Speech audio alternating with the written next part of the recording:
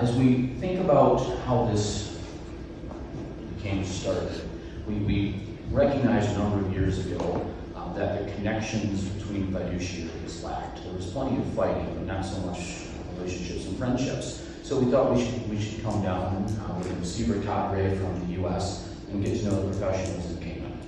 You know, many of us, we were very familiar with Cayman. We watched the firm, we'd seen Pirates of the Caribbean, and we understood the nature of the jurisdiction, we thought. And of course, we're incredibly pleasantly surprised to find the extraordinary nature of the bar down here, the professionalism, sophistication, not at all like what perhaps the news in Hollywood had talked about. And began to think, you know, how can we make these cross-border cases more efficient?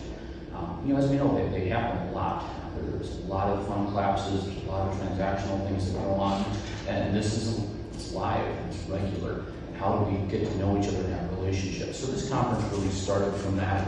Of course, there's many folks here. There's folks who came to the recent event Wednesday and dinner last night that couldn't make it today. But across that swath of people, these relationships, I think, have really made an impact on insolvency. Again, not with everybody, with so many people. It's just, even when we're contentious, being contentious with folks who respect and have relationships with is different than people we're at odds with who are just nameless faces. Now across Zoom, just before us, maybe just nameless faces. As we think about the intentionality of the case, I've already had questions from some of you who have read the material, and you know, asking why did this happen, or why didn't this happen, or whatnot. And I'll tell you the truth of it is, you know, we did set this up to be problematic. We tried to create issues that needed to be solved. It would be a very short conference if we did it the way it was supposed to be done, the easy way, on every single issue. So we have created some intentional challenges. We've created some issues of law, some pragmatic issues.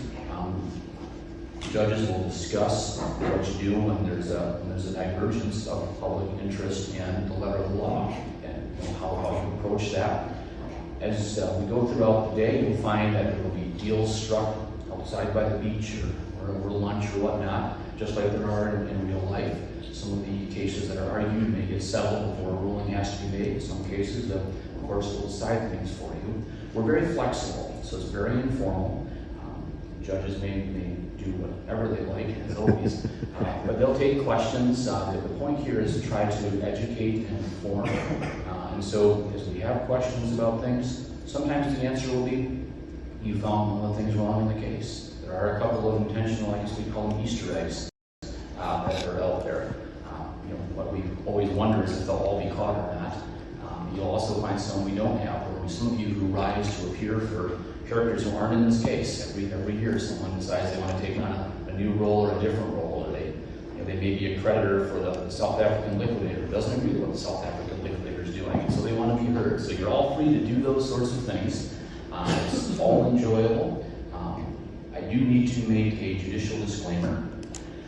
We appreciate the court being here.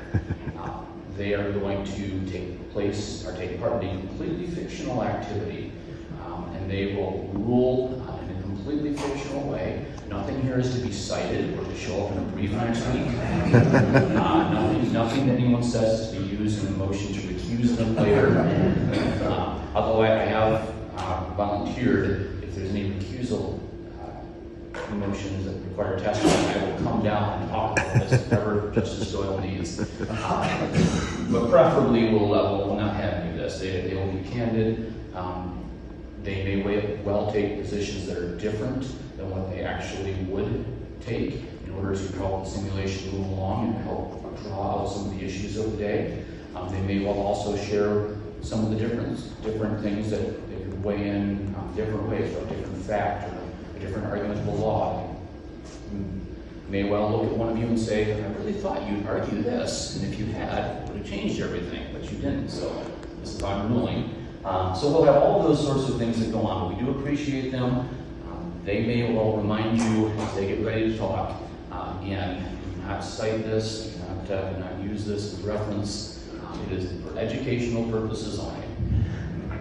All right, with that, I'll do a brief orientation for the day, and then we will launch into the simulation. So we're broken up into 4 parts today. The first part, we'll do a short recap of what happened last year, to remind someone that we were here who may not remember, but for those who weren't here last year, so we are all on the same page starting.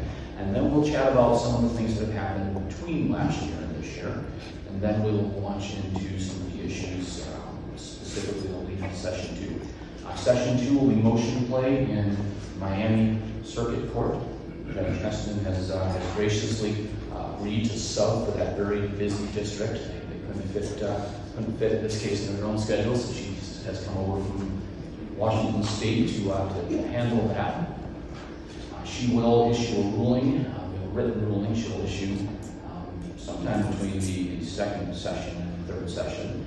The third session will both be back with Judge Heston in Washington State, Chapter 15 recognition and motion hearing, and in front of Justice Doyle in Cayman. So we'll have arguments and decisions made. And by the way, they may very well interact with each other along the way. They may have some questions. Judge Heston may say, Judge Doyle's ruled this way, if this was in the U.S., I might do the same, right, do something different. We're in a number of possibilities, so we're encouraging them to continue to educate. And then in the fourth session, we have it set up so that there will be some appellate issues in the rulings that happen in session 2 and 3. I'm hoping someone tumbles on those appellate issues. I'm sure you will. I am a little interested to see who dares confront Judge Heston. We'll be hearing the appeal to her own order. We'll see how that all goes. And then as we work through the fourth session, one of the things that I hope we can draw out, and I'm happy to have commentary from anybody involved, is, in a perfect world, what could have been done differently to sort out some of these issues proactively? We know in insolvency things happen fast. We know that there's a fight to get a hold of assets. Nothing gets better left in the bad guy's hands longer, alleged bad guy's hands longer. And so, things move quickly. There's not always consideration of jurisdictional issues. Sometimes we don't know all the facts up front. We mostly don't know the facts up front. Sometimes there end up being different issues of law that we have to wrestle with.